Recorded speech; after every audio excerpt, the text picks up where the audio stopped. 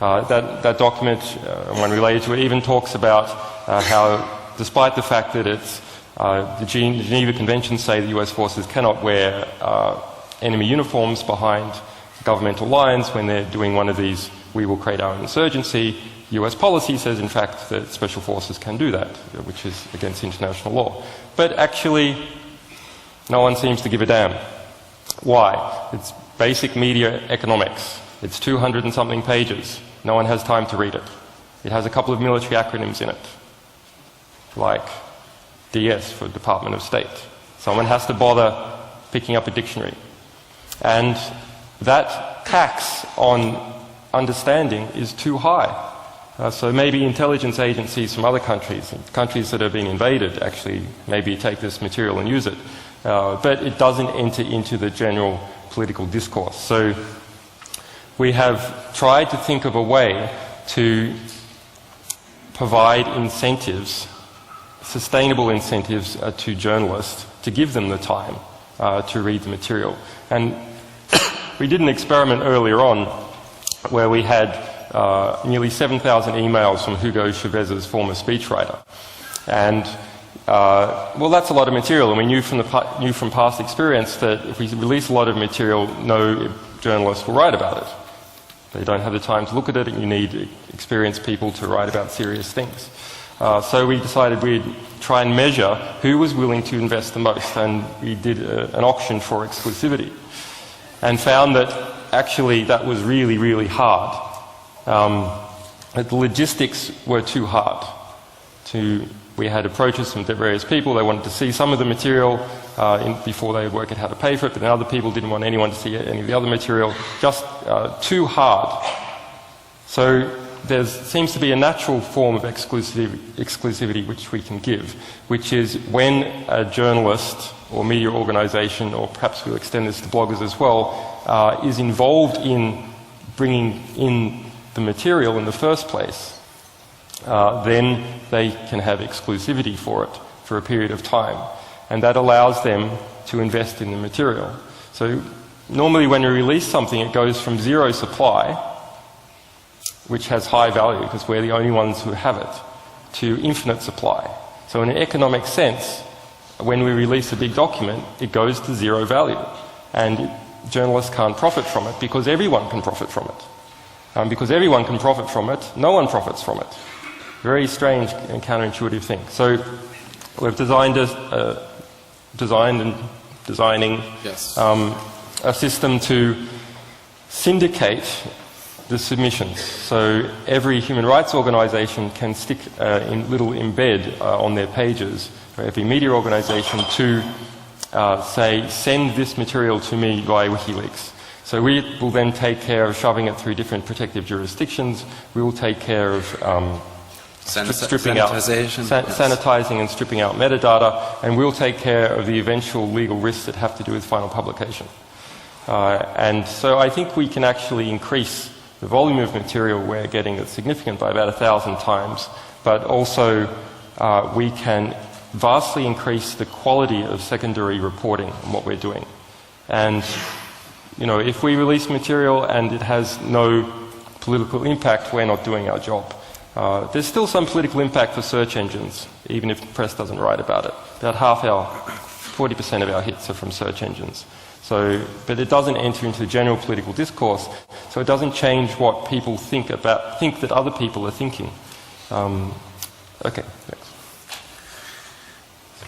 Yes, so the source, just as a little more detail, the source can provide a certain time frame to a journalist or a newspaper to investigate into this material. After this time frame is passed, we will still publish, so nothing changes about that. That is important to understand maybe. All documents are still being published in full. We are just making sure that people that there is an impact maximization, so that someone picks up the material and actually writes about it. If it is being granted to a certain journalist and that journalist does not write about it, then that is a story in itself maybe as well, understanding why a certain newspaper is not picking up material that was sent to them. And that can then follow up on how good or accurate are they doing their jobs anyways. So it's going to create a lot of dynamic mechanisms that's going to make, let's say, news a little bit more interesting maybe in the future. Also, we can potentially scale with this submission system to providing mechanisms within governments or corporations for whistleblowing programs. There is no working whistleblowing program that we are aware of other than the one that we provide. And we'd like to help creating this transparency within governments and corporations as well, so that an employee could use that mechanism to send something to an oversight committee within his company or within the government or something similar. As Julian mentioned, we have this availability versus scarcity problem. We hope to strengthen the bonds between readers and the newspapers, so that people who are reading a story in the newspaper and know they have a document they could contribute to the story actually feel motivated to do so and have an easygoing way to shed more light on what the newspaper reported out about before. And that also will especially scale very well with local and independent media outlets. So whoever cannot really defend himself legally will profit from the system, and all those people that just cannot provide the resources that we can offer with the infrastructure that we are running.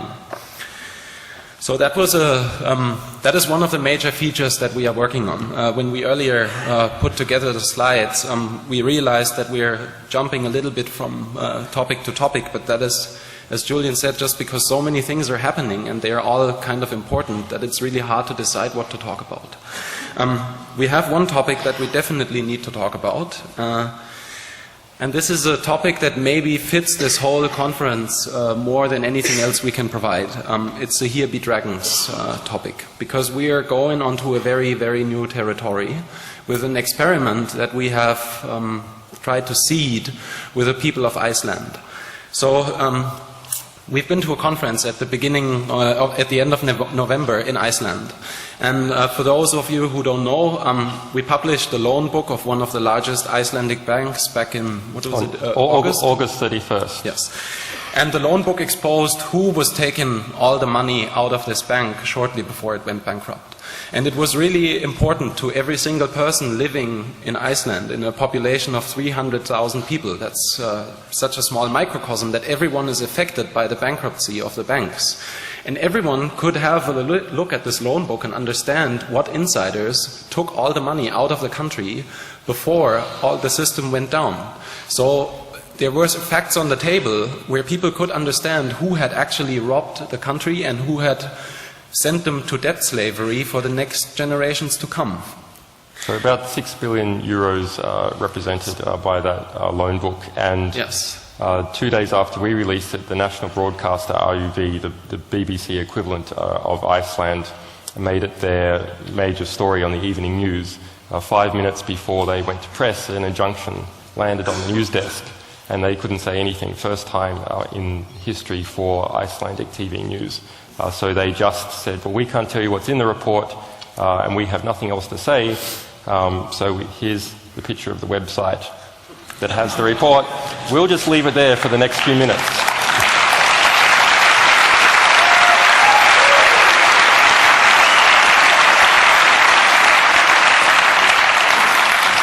So a while ago, every time we're meeting or talking, there are some ideas that are coming up because of the things we observe.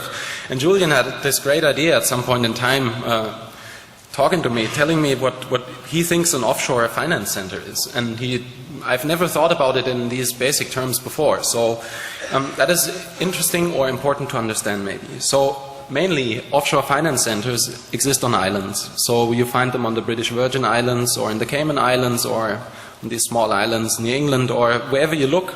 It's small places that have limited resources and that cannot compete with any major industry or whatever they could offer. So they could maybe get tourists coming to their country, but this is not really maybe as big money as attracting some of the real business.